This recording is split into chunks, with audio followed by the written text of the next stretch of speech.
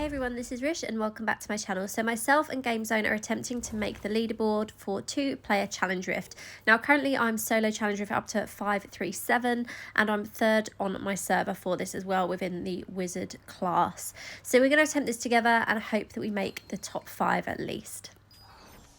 So let's talk about build. So to begin with, I'm using the attacker warband buff, which increases my critical hit chance. I'm also using the Weaver Paragon tree, which you know is one of my favourites because what this does is my damage starts stacking, and when you're dealing with mobs like you are in Rifts, this works really nicely because you're just basically dealing loads of damage. And also my critical hit chance just from my legendary items alone is around 20%, so this gives me a really good critical hit chance overall.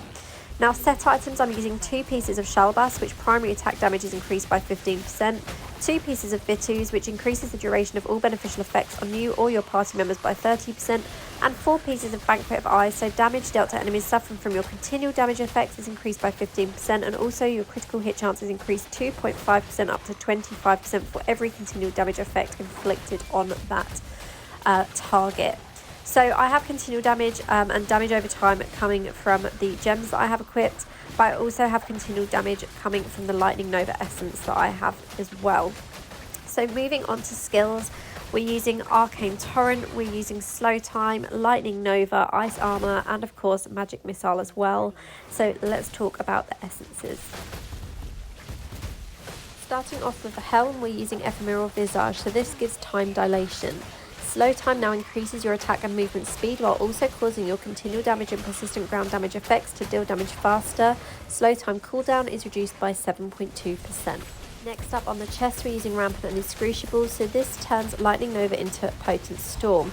So Lightning Nova now conjures a lightning orb that orbits you, firing lightning bolts at your target when you use your primary attack.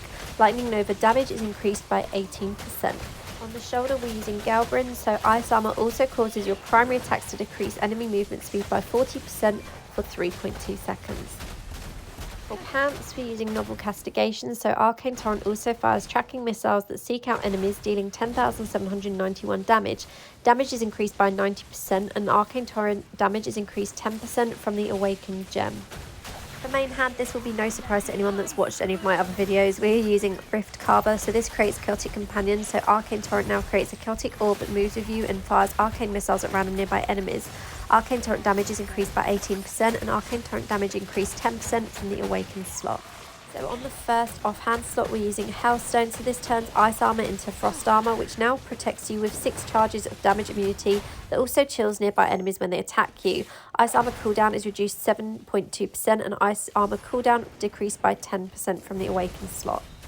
On the alternate main hand, we're using Volatile Arbiter, so Magic Missile explodes every 3 hits, dealing 16,839 damage to surrounding enemies, and damage is increased by 90%.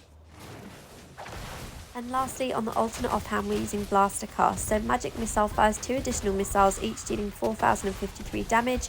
Damage is increased by 90%. Another thing to mention is that I do not have cursed properties active on any of my gear. I instead use the Ancestral Invocation, which this gives me 15% damage increase for 6 seconds, and I actually prefer this to the cursed properties. Obviously with the cursed properties active, you also have those negative effects, and 9 times out of 10 the negative effects outweigh the positives, so I just do not use them at all. A couple of last bits to mention with this build. For my charm, I have increased damage by 4% on Magic Missile and also 2% on Arcane Torrent. And along with this, my total gem resonance is 3,470, and I'm using Bloodsoaked Jade, Starfire Shard, Seeping Bowl, Pain Clasp, Bloody Reach, Mother's Lament, Gloom Cask, and Bottled Hope. Also with my gems, I will eventually be swapping out Bloody Reach for Viper's Bite. I currently have mine at rank 9, but obviously I wanted the extra resonance for this as Challenge Rift is kind of based completely on your combat rating, but also having a good build obviously does help with it. Now we didn't get the best boss at the end here. There are some that are so much easier to defeat, and we ended up with the Summoner.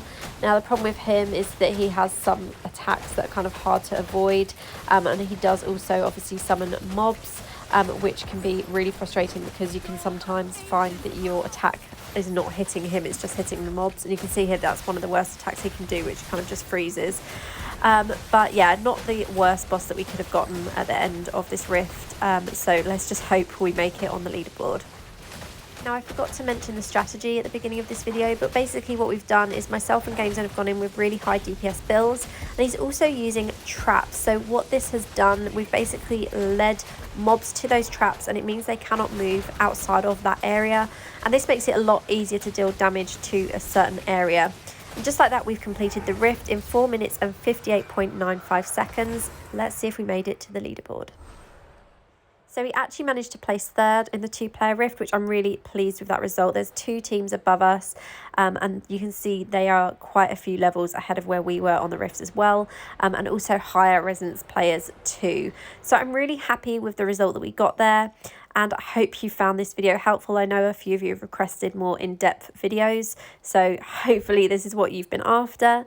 And as always, thanks for watching and have a great day.